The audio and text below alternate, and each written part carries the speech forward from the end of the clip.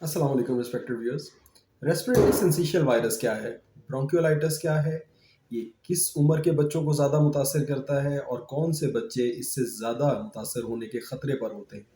इसके तदारुक के लिए या इस बीमारी से बचने के लिए क्या-क्या हिफाजती चीज़ें अवेलेबल हैं? किस तरह से डाइट से, न्यूट्रिशन से, किस तरह से रेस्पिरेटरी सिंसिशियल वायरस या ब्रोंकियोलाइटिस से बचा जा सकता है? ये है आज का सवाल और मैं हूँ doctor Mohammad Ramzan Ansari, assistant professor of pediatrics and family medical specialist. Bronchiolitis एक छोटे बच्चों की बीमारी है जो कि आम तौर पे 2 साल से नीचे लेकिन 5 साल तक के बच्चों को मुतासिर कर सकती है। आम तौर पर 2 साल से छोटे बच्चों को ये मुतासिर करती है बीमारी। और फॉल के सीज़न में, ख़ज़ां के सीज़न में इसका अटैक सबसे ज़्यादा तेज़ होता है। ख़ज़ां के मौसम में ये छोटे बच्चों को मुतासिर करती है। जिन बच्चों की पहली सर्दियाँ होती हैं, उन बच्चों को ये सबसे ज़्यादा मुतासिर करती है। यानी इन्फेंसी में सबसे ज़्यादा बच्चे अपने उम्र की पहले साल के अंदर सबसे ज़्यादा बच्चे इससे मुतासिर होते हैं। होता ये है कि सबसे पहले बच्चे को फ्लू, बुखार, गला ख़राब, हल्का-फुल्का सिम्पटम्स आते हैं और आहिस्ता-आहिस्ता ये फ्लू जो है उसकी छाती पे चला जाता है और उसको निमोनिया ज़ाहिर हो जाता है। बच्चे का साँस तेज़ हो जाता है, बच्चा कराना शुरू हो जाता है, नीला पड़ना शुरू हो जाता है, खाना-पीना, दूध पीना छोड़ देता है और बच्चे की कंडीशन काफ़ी सीरियस भी हो जाती है। ज़्यादातर केसेस में ये एक माइनर बीमारी होती है जो कि खुद ही ठीक हो जाती है, लेकिन तकरीबन 20% बच्चों में ये शदीद मर्ज़ के तौर पे ज़ाहिर होती है और जिसको इलाज करना, जिसका जो है वो एडमिशन के साथ इलाज करना बहुत ज़्यादा ज़रूरी हो जाता है। इसमें कौन से बच्चे ज़्यादा रिस्क पे होते हैं जिनको आरएसवी ज़्यादा होता है? एक तो वो बच्चा जिसको पहले आरएसवी की इन्फेक्शन हुई हो, रेस्पिरेटरी सिंसिशियल वायरस की एक दफ़ा इन्फेक्शन हुई हो, उसके उसे अपनी ज़िंदगी की सेकंड सालगिरह तक, 2 साल की उम्र तक और 2 साल से थोड़ा बियॉन्ड भी सबसे ज़्यादा रिस्क पे होता है कि उसको ये बार-बार बीमारी लगेगी। दूसरे नंबर पे ऐसे बच्चे जो कि प्रीमैच्योर पैदा हुए हैं, जो वक़्त से पहले पैदा हुए हों, वो भी एट हाई रिस्क होते हैं। ऐसे बच्चे जो पैदाइश के बाद नर्सरी में एडमिट रहे हैं और काफ़ी देर उनको ऑक्सीजन लगी रही थी।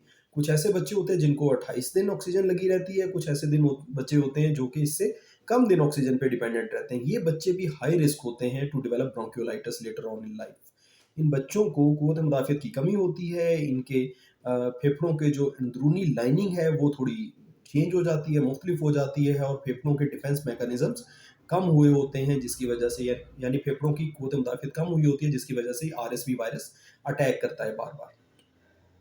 फिर ऐसे वो सब बच्चे जो कि कम उम्र पे हुए हैं और दाखिल रहे हैं वो तो हैं ही हैं, वो भी इसी ग्रुप का हिस्सा हैं। फिर ऐसे तमाम बच्चे जिनको विटामिन ए और ज़िंक की रिलेटिव डेफ़िशिएंसी होती है, वो भी बच्चे हाई रिस्क पे होते हैं। ऐसे तमाम बच्चे जो कि न्यूट्रिशनली डिप्राइव्ड होते हैं, जो कि मेल नरिश्ड होते हैं, जिनका वज़न उनकी उम्र के लिहाज से कम होता है, वो भी एट हाई रिस्क होते हैं। ऐसे बच्चे जो कि ज़हनी माज़ूरी का शिकार होते हैं और उनके नाक और गले में पहले से सेक्रीशंस फँसी रह जाती हैं, वो भी ज़्यादा मुतासर होते हैं इस बीमारी से। आरएसवी, रेस्पिरेटरी सिंसिशियल वायरस या ब्रोंकियोलाइटिस का मर्ज़ ये नमूनिया की ही एक किस्म है, लेकिन ये वायरल नमूनिया है। ये नमूनिया छोटे बच्चों को मुतासिर करता है और बाज़ केसेस में बहुत शदीद हो जाता है। इससे बचें कैसे? नंबर 1 तो आपने न्यूट्रिशनली बच्चे को एक्टिव करना है, न्यूट्रिशनली उसको सपोर्ट देनी है। फिर जो माइक्रो न्यूट्रिएंट जो मैंने स्पेशली बताया और विटामिन ए और ज़िंक, ऐसे बच्चों में जो बच्चे प्रीमैच्योर पैदा हुए हों, ऐसे बच्चे जो कि वक़्त से पहले पैदा हुए हों या वो बहुत अरसा तक ऑक्सीजन पे डिपेंडेंट रहे हों, उनको विटामिन ए देने का फ़ायदा होता है। कुछ लिटरेचर जो है वो कहता है नहीं, नहीं कोई फ़ायदा नहीं है। लेकिन आजकल अक्सर लिटरेचर जो है ना वो इन्फ्लुएंस्ड किस्म का लिटरेचर आ रहा है जिसमें कोशिश ये की जा रही है कि बस बच्चों को बगैर इलाज के ही ठीक कर लिया जाए। सिर्फ जो है वो हवा और पानी और दूध के ऊपर ही बच्चों को पाला जाए, बाकी मेडिसिन ना दी जाए। लेकिन whereas in practice we have seen कि जिन बच्चों को इस तरह से ब्रोंकियोलाइटिस बार-बार होता है, फिर हम जब उनको विटामिन ए थेरेपी स्टार्ट करते हैं, विटामिन ए देते हैं, उनका सप्लीमेंट करते हैं, तो उनको आरएसवी के रिपीटेड अटैक्स आना बेहतर हो जाते हैं। तो विटामिन ए का बहुत कलीदी रोल है इसमें। फिर तीसरे नंबर पे जिन बच्चों को एक दफ़ा खुदा ना ख़ास्ता ये मर्ज़ हो गया हो, उनको फ़र्दर एक तो न्यूट्रिशन, उनकी वज़न से कंट्रोल करना है और थिर्डली एक वैक्सीन आती है जिसका जो है वो रोल ये है, वो मोनोक्लोनल एंटीबॉडी है अगेंस्ट आरएसवी, पेलिविज़िमैब के नाम से आती है, ये काफ़ी एक्सपेंसिव है, ये वैक्सीन की जा सकती है बच्चों को।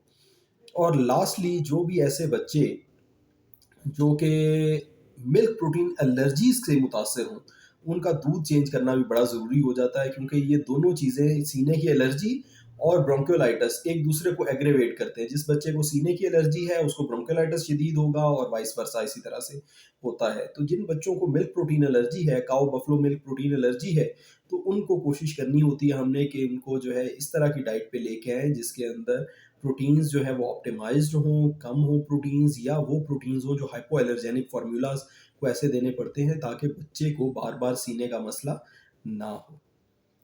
وائٹامن اے سپلیمنٹیشن نیوٹریشن کا بہت کلیدی رول ہے، بہت سینٹرل رول ہے، اور یہ کرنا بہت لازم ہوتا ہے. اور اس کا جو علاج ہے وہ بڑا سمپل سا ہے. اس میں ہم نے نارمل سیلائن کی نیبولائزیشن دینی ہوتی ہیں، ہائپرٹونک سیلائن کی نیبولائزیشن دینی ہوتی ہے، ناک بچے کا کھلا رکھنا ہوتا ہے، بچے کی فیڈنگ کے اوپر خصوصاً دھیان رکھنا ہوتا ہے. اگر بچے کا سانس تیز ہو تو اسے فیڈ نہیں کرانا ہے، اگر بچے کا سانس نارمل ہو تو اسے تھوڑا تھوڑا کر کے فیڈ کراتے رہنا ہے. تھوڑا انٹرول جو ہے وہ درمیان میں فیڈ کے درمیان میں کم کر لینا ہے، اور فیڈ کی مقدار بھی کم کر لینی ہے. تو اس طرح سے یہ بچے مینج ہوتے ہیں. اور اسپیسیفک اینٹی بایوٹکس دینے کا یا کچھ اور کام کرنے کا، نیبولائزیشنس کا کچھ کسی حد تک رول ہے، لیکن وہ ظاہر ہے پھر اسپیشلائز سینٹر میں آ جاتا ہے کام. لیکن گھر کے اوپر نارمل سیلائن نیبولائزیشن بہت امپورٹنٹ ہے، نارمل سیلائن کے ناک میں قطرے ڈالنا بہت امپورٹنٹ ہے، اور بچے کو کنٹینیو فیڈنگ کراتے رہنا بہت زیادہ امپورٹنٹ ہے. یہ تھی ویورز میری آج کی گزارشات. امید ہے آپ کو اس ویڈیو سے بہت فائدہ ہوگا، بیماری کو سمجھنے میں بھی فائدہ ملے گا، اور اس کی مینجمنٹ میں بھی آپ کو فائدہ ملے گا. اور اگر آپ کو ویڈیو اچھی لگے تو پلیز اس کو لائک کیجیے گا، چینل کو سبسکرائب کیجیے گا، اور اپنے دوستوں کو بھی بتائیے گا، اور بیل کا آئیکن ضرور دبائیے گا تاکہ آپ کو ہر نئی آنے والی ویڈیو حاصل ہو سکے. Thank you very much. السلام علیکم.